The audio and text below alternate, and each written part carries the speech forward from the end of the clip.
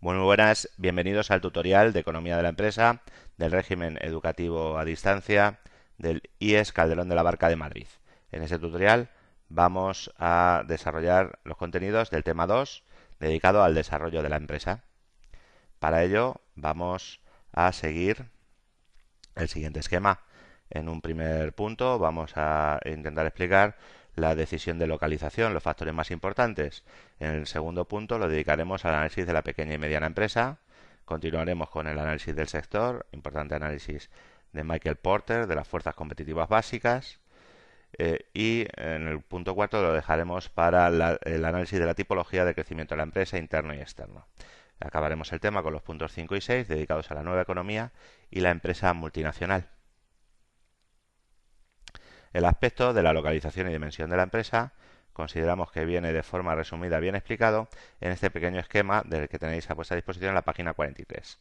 En él podéis ver que la decisión de localización, que es una decisión compleja, es una decisión estratégica, puesto que afecta a largo plazo y es transversal, va a afectar a todas las funciones y áreas principales de la empresa que vimos en el tema 1, debe de obedecer al cumplimiento de un triple objetivo, el cual es disminuir los costes del aprovisionamiento, es decir, que podamos acceder fácilmente a las materias primas y otros aprovisionamientos que precisamos para nuestra producción, que podamos acceder también fácilmente a los mercados, a nuestros consumidores, a los que vamos a intentar llegar nuestro producto, y en general que aumentamos la eficacia de la gestión de la empresa, es decir, que mejoremos la coordinación y la relación que existan entre los distintos elementos que constituyen la empresa.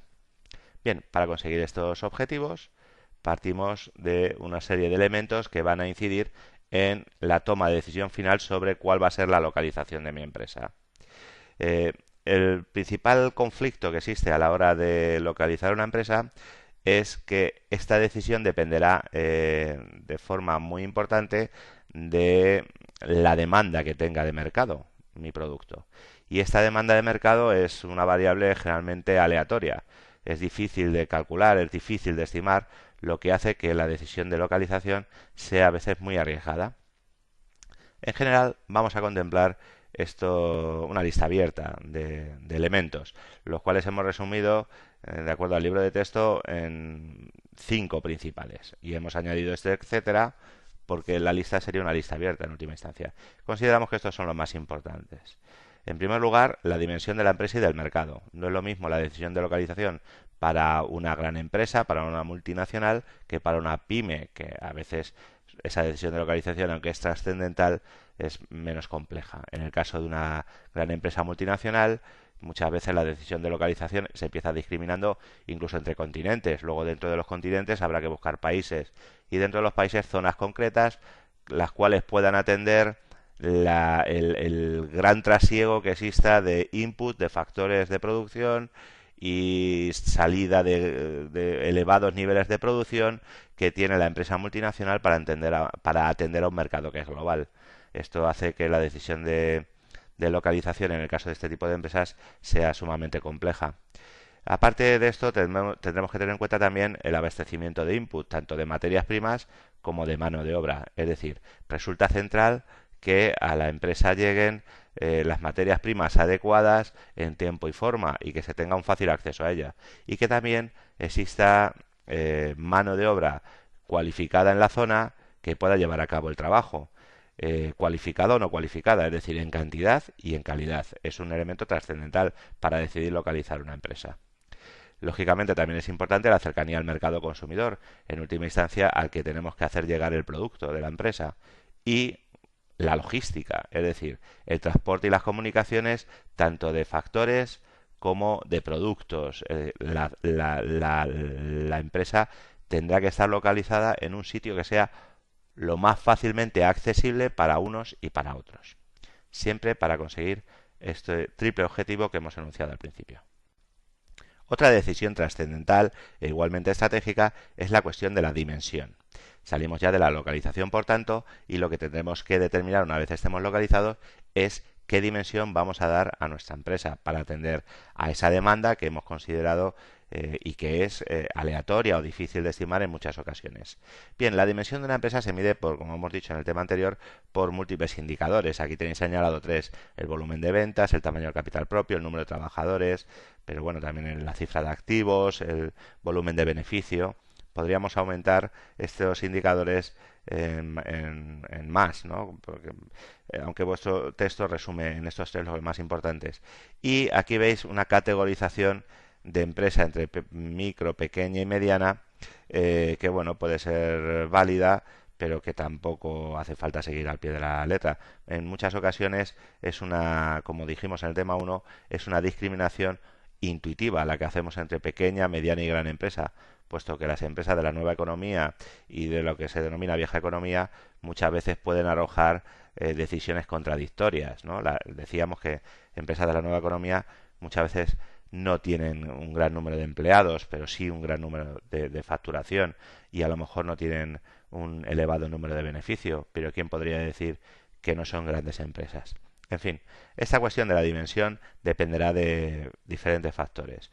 Del tecnológico, ¿no? Hay veces que empresas grandes lo son porque su proceso productivo así lo exige, su complejidad tecnológica así lo exige, ¿no? Vemos aquí los ejemplos de la automoción o de las plantas petrolíferas. En otras ocasiones es el financiero el que condiciona la dimensión para poder tener acceso a estas fuentes de financiación.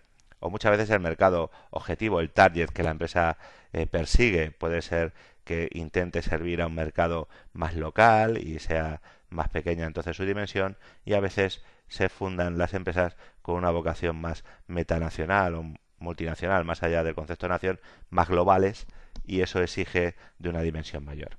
¿Cuál va a ser la dimensión óptima que consideremos? Pues se dice que desde un punto de vista teórico la dimensión óptima es aquella que reduce el coste por unidad del producto. Es decir, realizaré una estimación de mis costes y alcanzaré la dimensión óptima cuando mis costes, variables y fijos por unidad, sean mínimos. Ese es el punto teórico de dimensión óptima. Bien. Entramos a continuación en el tema 2, en el análisis de la pequeña y mediana empresa, lo que se denominan pymes. Veis aquí una clasificación entre microempresa, pyme y gran empresa, que es bastante seguida en cuanto a números de empleados, y veis que las pymes constituyen prácticamente más del 99% más del 99% de las empresas de nuestro tejido industrial. Entre unas y otras, entre microempresas y pymes, estamos hablando de más del 99% del tejido empresarial de nuestro país, ¿no? De ahí la importancia que tienen como motor de crecimiento económico, generación de empleo y demás. Las pymes gozan de ciertas ventajas y de ciertos inconvenientes. Estas ventajas e inconvenientes resultan importantes para la resolución de problemas teórico-prácticos que luego veréis en vuestro tema de aula virtual. Entre las ventajas principales que se suele hablar, pues se habla de una organización más simple, más flexible, capaz de hacer llegar y de reaccionar más rápido ante los cambios imprevistos. También se habla de un mayor grado de compromiso y dedicación al negocio. Son empresas de pocas personas, muy vinculadas al negocio, en las cuales se dice que forman una familia o hay mayor grado de integración. También existe un mayor grado de autofinanciación y reinversión de beneficios. Esto no es una ventaja, es una característica. Es decir, las pymes, al no contar con muchos activos, con propiedades, con elementos que luego puedan utilizar para obtener financiación, pues se ven abocadas a autofinanciarse, es decir, a generar beneficios ellas para poder seguir creciendo, puesto que el acceso a los bancos y a los mercados financieros es más complejo en su caso.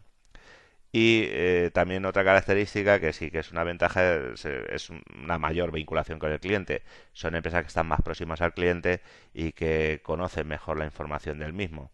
En muchos casos, por ejemplo, en la distribución de los automóviles, se deja esta en manos de los concesionarios, pequeñas empresas que se desvinculan del funcionamiento de la fábrica, ¿no? Precisamente para atender mejor a estas características de cada cliente en particular.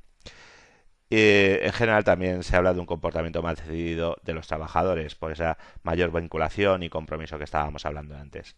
Pero lógicamente tiene unas limitaciones que podríamos decir que son inconvenientes. Limitaciones financieras de las que hemos hablado, limitaciones tecnológicas, generalmente el grado de obsolescencia al que se enfrentan estas pymes es mayor que en el caso de la gran empresa, mucho más en la actualidad donde el ritmo de cambio tecnológico es muy elevado, las grandes empresas tienen un mejor acceso a estas nuevas tecnologías que las pequeñas empresas y limitaciones en la gestión. Muchas veces la mano de obra de las pequeñas empresas tienen problemas de cualificación o no tienen una elevada cualificación como si lo tienen las grandes empresas que pueden acceder de forma más fácil a este tipo de mano de obra cualificada. Por último, vemos las limitaciones de acceso a los mercados. No es tan fácil que estas pequeñas empresas accedan fácilmente a mercados que son cada vez más globales y más amplios. Lógicamente, con el desarrollo de las nuevas tecnologías de información y comunicación, este proceso se ha favorecido, pero todavía siguen teniendo problemas si lo comparamos con el caso de la gran empresa. Como digo, este cuadro sería importante, este cuadro de ventajas e inconvenientes de las pymes para resolver vuestros problemas que veréis en el aula virtual y los cuales serán los que entren en el examen. Sería muy interesante que lo tuvierais en cuenta a la hora de estudiar para resolver este tipo de preguntas que es probable que puedan caer en el examen.